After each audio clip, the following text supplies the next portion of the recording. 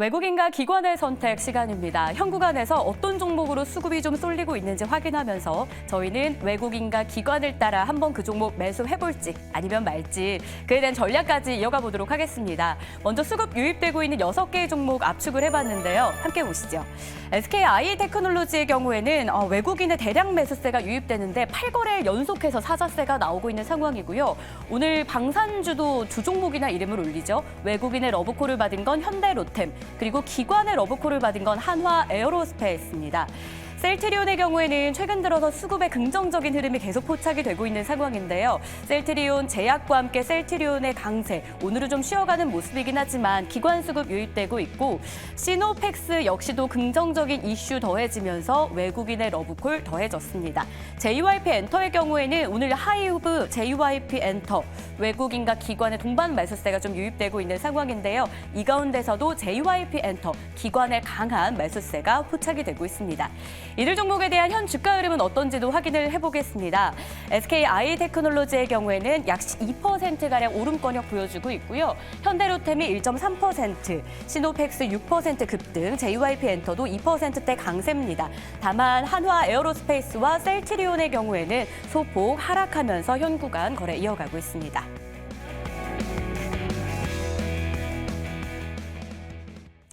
네, 그럼 본격적으로 수급 특징주 알아보면서 전략까지 이어가 보겠습니다. 두 분과 함께 할 텐데요. 벤자민 투자연구소의 신일섭 소장, 인베스트 자문 인성익 고문 모셨습니다. 어서 오십시오. 네, 안녕하세요. 네, 반갑습니다.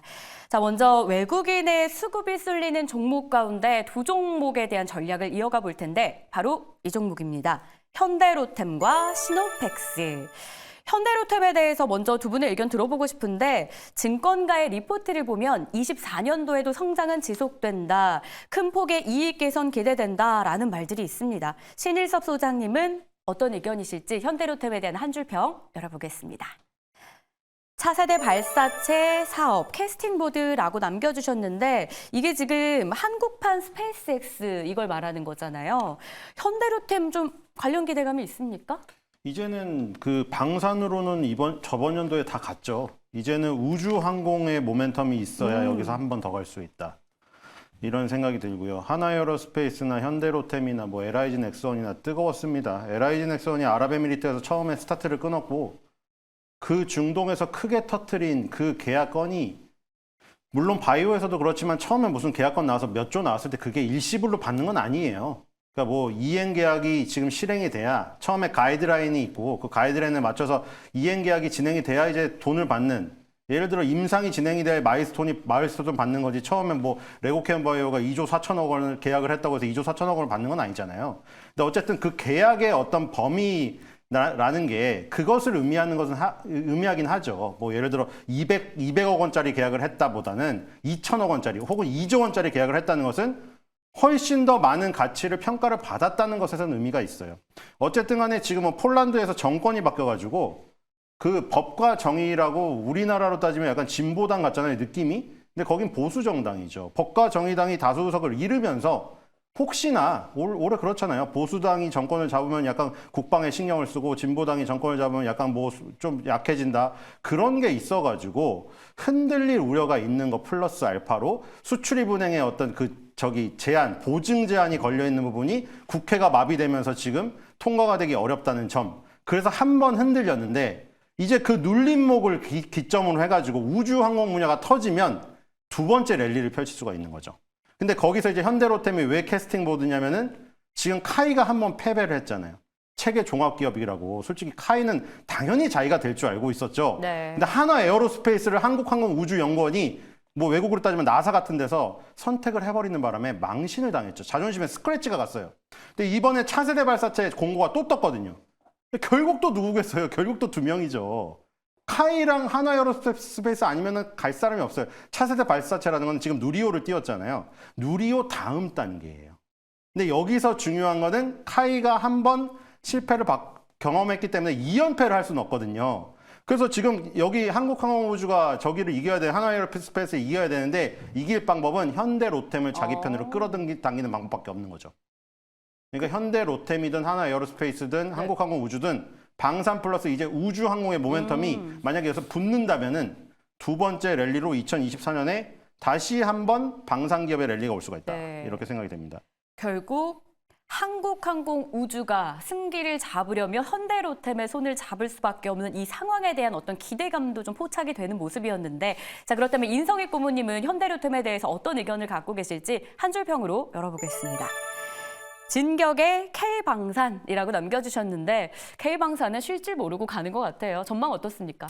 좋을 것 같아요. 네. 지금 뭐 K방산 쪽뿐만이 아니라 지금 항공 우주까지 같이 움직이는 네. 게 향후에 그 이제 그 방위 산업은 육지전이 아니라 이제 우주에서 우주전쟁 같이 그런 쪽에서 연결되는 것 같다 생각이 드는데, 현대로템 같은 경우 지금 최근에 외국인이 한 달 동안 거의 60만 주를 지금 매수를 했어요. 그리고 오늘도 한 12만 주 매수를 하고 있고, 기관도 한 5만 주 정도 매수를 하고 있어요. 상당히 좋은 모양새인데 이제 바닥을 치고 올라가는 모양새가 상당히 좋다 생각이 들고, 그게 로템뿐만이 아니라 하나 시스템이라든지 뭐저 AP 항공 쪽에 항공우주 AP 위성 뭐 여러 가지 그런 것들이 같이 통으로 움직이는데, 지금은 항공우주 쪽이 좀 빠른 것 같아요. 근데 K 방산, 보통 우리가 이제 방산업체 얘기하는데 그쪽도 지금 따라가는 모습이 뒤떨어지지는 않을 것 같다 생각이 들고, 뭐 차트를 보더라도 지금 바닥에서 지금 올라가는 모양은 분명히 보이는 것 같아요. 그래서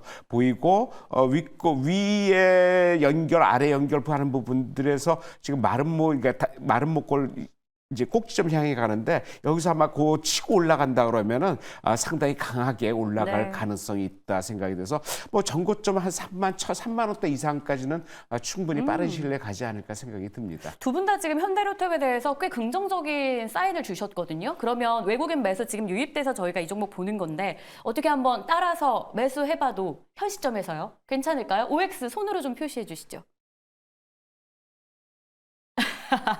손이 약간 떨렸어요. 고민되신 것 같은데, 지금 신일서 소장님 세모이신 거죠? 아니요, 고민은 그것 때문에 고민된 건 아니고요. 이 종목에 대해서 얘기를 해야 돼가지고 네. 표현할 게 없어서. 세모인 그러니까 주도주를 네. 해야죠. 하나 에어로스페이스가 포트에서 많은 부분이 담겨 있어야 되는 것이고요. 현대로템은 밀려야 됩니다.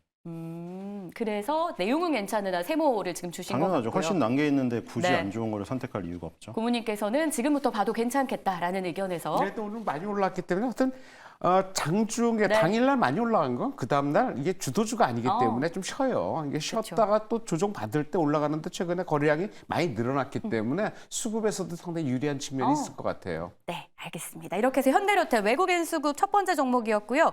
자, 그럼 시노펙스에 대한 의견은 어떨지 두 분의 의견 한번 볼게요. 혈액투석 제품을 국산화에 성공을 하면서 여기에 또 외국인 대량 매수 속에 오늘 9%까지 급등을 했어요. 신일섭 소장님 한 줄 평부터 보겠습니다. 이래서 옛 어르신들이 기술 배우라고 한 거 아닌가라고 남겨주셨는데, 시노펙스 가지고 있는 기술 중에 올해 좀 주가를 견인할 그런 기술이 있을까요? 드디어 지금 나왔죠. 그러니까 시노펙스는 그런 거죠. 학창 시절에 그런 거 있잖아요. 반에서 야 시노펙스야 너는 달리기 되게 잘하네. 근데 달리기 반대표를 딱 뽑을 때 됐더니 너무 아쉽다. 너보다 잘하는 애가 있어. 내 다음 기회를 노리자. 얘는 또 근데 또 춤을 잘 춰요. 야, 신호펙스야, 너 춤을 진짜 잘 춘다. 근데 또 춤 경연대회 반대표를 뽑을 때 되니까, 아유, 미안하다. 이번에 또 잘 추는 애가 있네? 또 그래요. 근데 이제 또 공부를 또 꽤 합니다. 공부를 또 하는데 공부 반 1등은 또 못해요. 그런 거였잖아요, 지금. 계속해서 FP12를 만드는데 연성회로기판에서 1위도 아니고, 그렇다고 정수기 필터니 뭔 여가 필터 만드는데 그 분야 1등도 아니고, 뭐 그러다가 2차 전지 뭐 분리막 전해질막 만드는데 그 분야 1등도 아니고, 하는 건 굉장히 다재다능한데 조금씩 얕게 다 잘하는 거죠. 네. 그러다 포텐을 못 터뜨렸는데 어디서 터뜨렸냐? 신장 필터 여과막에서 터뜨린 거죠. 콩팥춤 너무 오래됐나요? 배슬기 씨 복고춤 출 때 콩팥 이러잖아요. 콩팥에 문제가 생기면 신부정증이 걸려가지고 혈액투석을 필수로 해야 되거든요. 그거를 국산화하는데 성공하는 바람에 그 포텐이 드디어 터졌습니다. 무려 15년 만에. 네. 그래서 드디어 반 대표로 출전할 수 있게 되었습니다. 앞으로도 긍정적인 전망이시라는 거죠? 네, 긍정적이지만 확실히 포트 비중은 조절해야겠죠. 네. 알겠습니다. 인성익 고모님은 그럼 시노펙스에 대해서 어떤 의견이실까요? 역시나 한 줄 평으로 확인하겠습니다. 글로벌 혈액투석기 100조 시장, 역시나 두 분이 보시는 포인트는 혈액투석이라는 걸로 일치가 좀 되고 있네요. 예, 이 회사는 뭐 그 FP12 연성 회로기판하고 멤브레인 나노 기술 그런 쪽이었는데, 이제 최근에 혈액 투석기 관련해 가지고 세계 6번째로 그 필터를 생산을 했어요. 그래서 상당히 지금 국산화 쪽으로 상당히 하는데 아마 한 2027년 한 향후에 한 4년 후까지는 국산화 점유율 한 30%까지 땡기겠다고 얘기를 하는데 국내 시장 규모가 한 1조 원 돼요. 근데 글로벌 시장은 100조까지 되거든요. 우리나라 그 혈액 투석기에 필요한 게 그 말기 신부전증 환자예요. 근데 이게 신부전증 가기 전에 가는 게 만성 콩팥병이라고 하는 건데 이게 무려 우리나라에서 400만 명에 달한다 그러니까 웬만한 사람들 그 병을 좀 달고 있는 것 같아요. 그래서 그 시장이 상당히 1조까지 확대가 돼 있는데 요거에 대한 대체 효과가 30%라면은 거의 뭐 3천억 정도라면은 이 회사 1년 매출하는 게 지금 3천억이 안 된단 말이에요. 작년 23년도에 2,756억 매출했거든요. 그래서 그거에 비하면 상당히 실적이 좋아지겠다. 어쩔 수 없이 좋아질 수밖에 없다라고 하고 대주주가 신호텍스예요. 비상장에서인데 12%에 불과해요. 대주주분들 작다, 실적 좋다, 최근에 거래 터지면서 급등하고 있다. 현재로서는 끝날 것 같지 않다 이 생각이 듭니다. 네, 끝나지 않을 것 같은 시노펙스의 모멘텀까지 확인을 했습니다.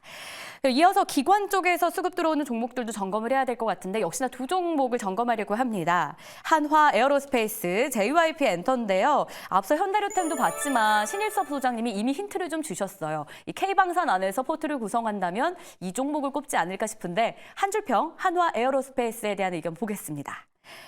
한국항공우주의 2연승 확정적이라고 주셨는데 뚜껑 열어봐야 아는 거긴 한데 뭐 확정적으로 시장도 보고 있습니까? 네, 지금 현대로템이 적극적으로 참여할 의지가 그렇게 보이진 않기 때문에 왜냐하면 현대로템은 지금 K2 흑표전차도 네. 이 폴란드에서 마무리를 지어야 되고 그 다음에 GTX 있지 않습니까? 지금 이제 뭐 동탄 사시는 분들 강남까지 30분 안에 물론 거기 동탄역 바로 앞에 사셔야 돼요. 근데 거기서 30분 안에 이제 거리에 올 수 있는 GTX 사업도 있고 하기 때문에 여기 차세대 발사체 사업에 적극 참여할 것인가? 왜냐면 현대로템은 스스로 그냥 스페이스 X가 되기를 원하기 때문에 여기에 같이 무슨 컨소시엄으로 참여하는 걸 원하지 않은 것으로 보이거든요. 그래서 한화 에어로스페이스가 역시 유리하게 돌아가고 있다. 그런데 이제 단 한 가지 한화 에어로스페이스의 연봉을 보시면 이번 연도까지 양봉이면 4년 연속 양봉인데요. 삼성전자도, 셀트리온도, 네이버도, 카카오도 4년 연속 양봉 나오기 힘듭니다. 그런 거를 염두에 두셔야 되고 과열권의 연봉에서 접어든 거는 2009년 이후에 처음입니다. 그런 것을 감안을 하셔야 돼요. 1987년부터 상장이 되었던 하나 에어로스페이스인데 무려 거의 30년간의 역사 속에서 이 연봉이 4년 연속 양봉이 나온 적은 없었다는 거. 그 기술적인 부분은 감안하시고 이번 연도에 대응하시기 바랍니다. 알겠습니다. 이어서 인성일 고문님, 한화 에어로스페이스 기관 따라서 저희 사봐도 될지 한 줄평으로 의견부터 보겠습니다.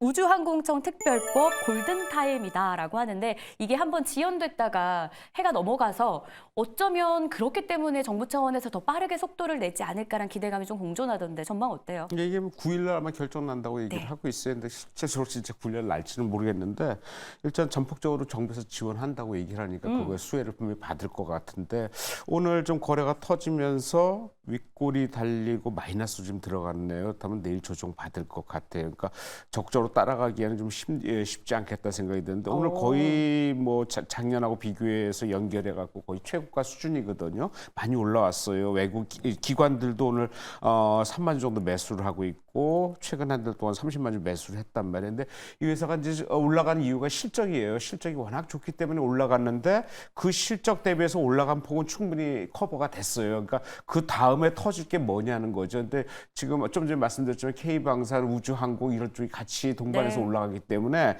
이쪽이 좀 쉬면서 다른 게 따라 올라갈지 아니면 수급에서 이게 계속 갈지는 조금 지켜봐야 되겠지만은 나쁜 상황은 아니다라는 쪽에서 일단은 한번 좀 지켜보자. 이제 당장 매수하는 것보다는 조금 지켜보는 쪽으로 보면서 매수해 들어가야 될 것 같다 생각이 듭니다. 긍정적인 내용은 많으나 적극적으로 따라서 하기에는 다소 부담이 있다라는 의견. 기관의 매수 들어오는 한화 에어로스페이스였고요. 자, 마지막으로 한 종목 남겨두고 있습니다. 역시 기관 매수 들어왔던 JYP 엔터인데 외국인과 기관의 동반 매수가 유입되는 종목이기도 해요. 자, 신일섭 소장님은 엔터주 가운데서도 이 종목 어떻게 볼까요? 한 줄평 열어보겠습니다. 스키즈. 스니커즈보다 더 달콤해라고 주셨는데 스트레이키즈라고 하잖아요. 플레임이 헌터 차트 이거 여기서 미국 부문 1위를 차지했더라고요. 스키즈. 네, 정말 지금 신기하죠. 어렸을 때 엑스제팬의 음악을 찾아 듣고 뉴키즈 온 더 블록의 음악을 찾아 들으면서 네. 말도 안 되는 일본어를 공부하고 영어를 공부했던 그 시절이 있었는데 지금은 제가 그때 경험했던 거를 외국 애들이 그걸 하고 있는 거예요. 애들이 그쵸. 아니죠. 할머니도 하고 있죠. BTS에 아미가 있다면 스트레이키즈에는 스테이가 있죠. 할머니들까지 그 벽보를 붙이고 있어요. 할머니들이 자기 집에다가 아미는 BTS 사진을 다 둘러싸고 있고요. 스키즈 팬 스테이 분들은 여기 할아버지 할머니가 혼자 사시는데 집 온갖 벽에 스키즈 멤버 사진을 다 갖다 붙이고 있어, 포스터를. 그러니까 지금 그런 상황이 지금 펼쳐진다. 이게 30년 뒤잖아요. 우리나라에서 경험했던 게 30년 뒤에 이제 이쪽으로 지금 온 거예요. 드디어 이제 뭐 다른 새로운 영역으로 나가는 거죠. 그렇기 때문에 그 박진영 씨가 떡볶이 먹으면서 원더걸스를 그렇게 키우려고 뉴욕에서 하다가 실패를 했는데 그것을 이제 후예가 물려받아가지고 이루기 직전까지 온 것 같습니다. 네. 그렇기 때문에 그런 부분에서 여러분들도 같이 여기서 뭐 흐름을 타신다면 만약에 자기가 아이돌을 경험하고 지금 애엄마, 애아빠가 됐으면 자기 자녀들에게 더욱더 열심히 팬 활동하라고 야광봉 지어줄 수 있는 것이고 그 만약에 청소년들이 이 주식을 만약 산다면 더욱더 조공을 열심히 할 수 있다. 이렇게 생각이 됩니다. 네, 좋습니다. 자, 다음으로는 인성익 고모님은 이 JYP 엔터에 대해서 어떤 의견이실지 역시 한 줄 평 보겠습니다. 르세라핌 일본 오리콘 차트에서 신인 랭킹 1위를 등극했다. 저도 오늘 출근길에 이 노래를 좀 듣다가 왔는데 사실 르세라핌은 하이브 하이브예요. 소속인데 예, 예. 이 쏘아올린 공이 JYP 엔터든 전체적으로 돌 것으로 좀 보시는 그렇죠. 거세요? 그렇게 봐야 될 것 같아요. 왜냐면 지금 JYP에서 키우는 건 트와이스하고 있지라는 이제 걸그룹이 있는데 좀 전에 말씀드렸던 르세라핌이 일본 오리콘 차트에서 1위로 등극 걸그룹 최초 1위로 등극했다. 작년에 23년 말이죠. 그래서 했다. 그래서 거기 관련돼서 매출이 엄청나게 좀 많이 늘어난 것으로 좀 보이는데 지금 JYP 같은 경우도 지금 트와이스 같은 경우에 지금 작년 5월에 오사카 투어 이후에 올해 7월에 일본 투어 또 예정을 하고 있는데 그 닛산 스타디움인가 거기가 있는 모양인데 여기가 아마 일본에서 가장 큰 모양이에요. 여기서 공연했던 그룹이 과거의 동방신기 이후에 최초의 걸그룹이라고 지금 알려져 있거든요. 그래서 그만큼 인기가 있기 때문에 그런 걸 연결한다면은 전체적으로 뭐 JYP나 하이브는 이미 르세라핌이 그 과거에 BTS를 이제 대체하는 그런 효과를 봤고, 뭐 YG 같은 경우는 이제 블랙핑크 문제 때문에 떨어지긴 한데 그 세 개 회사들이 전부 다 바닥치고 올라가는 모습이거든요. 그 실적이 워낙 좋게 나와요. 회사들이. 그래서 그런 쪽에서 엔터주의 대장주를 위시한 그 나머지 주들도 따라가는 모양새가 계속 이어지지 않을까 생각이 듭니다. 네, 이렇게 긍정적인 시각이 엔터주 안에 계속 퍼질 것이라는 전망까지 저희가 큰 그림에서의 전략도 들어볼 수 있었습니다. 자, 외국인 따라 살지, 기관 따라 살지 저희가 수급에서 힌트를 좀 얻었는데요. 도움되셨길 바라면서 인사 나눌게요. 고맙습니다.